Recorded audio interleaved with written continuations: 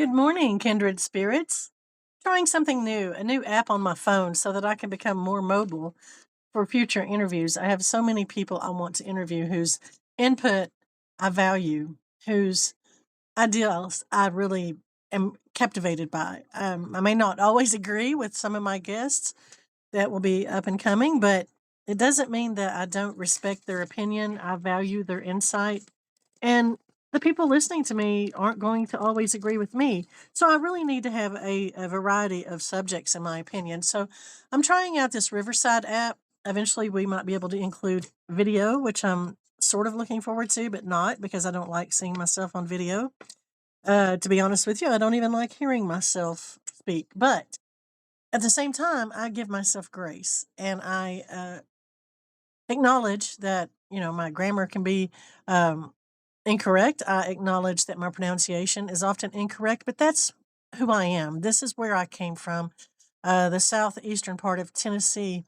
I don't really want to fix my accent. I embrace it. I like accents, regional accents. They interest me. I love listening to different people speak from different areas, and I love learning about other people's cultures. And as a result of that, I really don't want to change who I am. Now, I do want to improve upon who I am, obviously. I think that once we stop doing that, maybe we're a little conceited at that point. I think we always need to learn, we always need to grow. But that's, once again, my opinion. But anyway, up to this point, I've done two seasons of this podcast. The first season was definitely get your feet wet and crash and burn type experience. The second season was a little more planned out, and I feel like it went a little better for me anyway. I've been watching the amount of listeners I have, and quite honestly, I don't see a huge amount of growth, but I also really not sure how to promote myself or how far do I really want to go because I didn't get into this to grow and become a influencer or any of that. I wanted to share valuable information that has helped me in my journey, life's journey, and definitely helped me spiritually. And so I just wanted to share what I've learned with others and be able to have a forum where I could reach people because I used to do hair for over 31 years in different counties, two or three different counties there in East Tennessee. And I learned a lot from the people who sat in my chair, and I think sometimes they learned from me. And that's what sharing is about. And I also think that I have a gift. Once again, if you followed my podcast or you visit my website, you know that I think everyone is born with certain gifts beyond our everyday capabilities. And maybe that's where it gets a little woo woo for some people. I know that I'm often misunderstood, and people in the same ship that I sell are often misunderstood.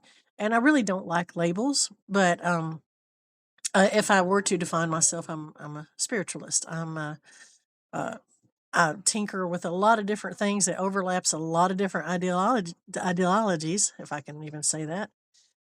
But I have found who I am. I have found where I'm comfortable, and I feel very fit to my skin. And knowing that, that's a great place to be, and that's what I want for everyone. So the name of my podcast is Magical Mystical Divinations. It is a uh, component of my mysticdivinations.com website where I had originally wanted to share insight and wisdom, and I had wanted to create pages on Facebook and different social platforms for people to like-minded people to interact with. And what I have found is that I definitely don't know how to promote that because I don't have a lot of interaction and it's pretty disheartening. But my beautiful fiance said to me, if you're looking for likes, you're not doing it for yourself. And you said you wanted to do it for you because it's also a form of self therapy, a form of self care. And by sharing what I know, because I feel like God has helped me so much. I want to reach others, I want it to help others. And maybe what I do and what I speak of doesn't help others. Well, they're going to scroll on. They're not going to engage. They're not going to keep coming back unless they're haters who just want to hate, in which case, I can't help them anyway. They've got to help themselves. But my next season, season three, I'm about to embark on, um, and I'm pretty excited about it. Season one, too many episodes for sure. Definitely not, didn't have a direction season 2 had a direction, and it was about magical thinking and adding magic into our lives.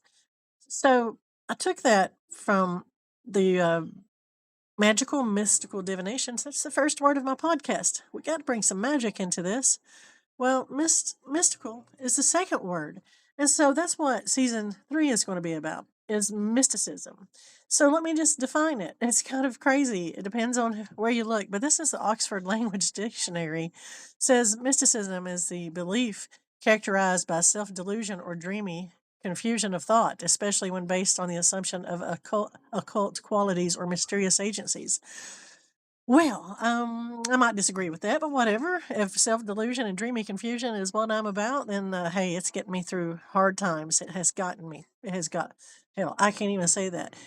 It has definitely helped me deal with hard and difficult situations. And I feel like I'm a pretty level headed person. I just have a very broad imagination and I do like being a bit dreamy. It's part of who I am.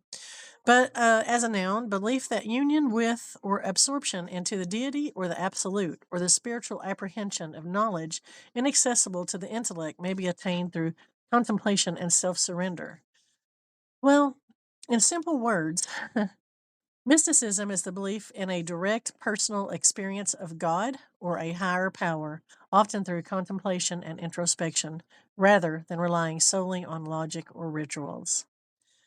Mystics believe in having a direct personal connection with the divine, bypassing intermediaries like religious texts or rituals. I have never read anything that fits me better, I don't think, prior to today. That fits me. I do feel like I have a direct personal connection with the divine. I think we all do, or we can have that. And I use religious texts as a research tool. I love to research different religions. I myself am non-religious, but I do believe there's a higher power than us. I love using the term God, divine, the universe, whatever you want to use. But I like using rituals that gives me focal points, that gives me a habit that I can that I practice, and it helps me keep my charge. It helps keep my perspective. I mean, I can't believe some of uh, the definitions for someone who is spiritual and believes there's a higher power and that we all have a little magic inside of us. But once again, that's me, and I want to get right off that soapbox. Let me step down. But a mystic often practices meditation or other forms of quiet contemplation to achieve this connection with the divine. And I love meditation. I need meditation. And sometimes I only have a few seconds and I just do focused breathing. Sometimes I have many, many minutes. And it's not always easy to meditate for an extended period of time, but it is something you can create and do in your own way. That's the beauty of all of this is you are a free spirit. You are free to create. You are free to practice the way that feels right to you.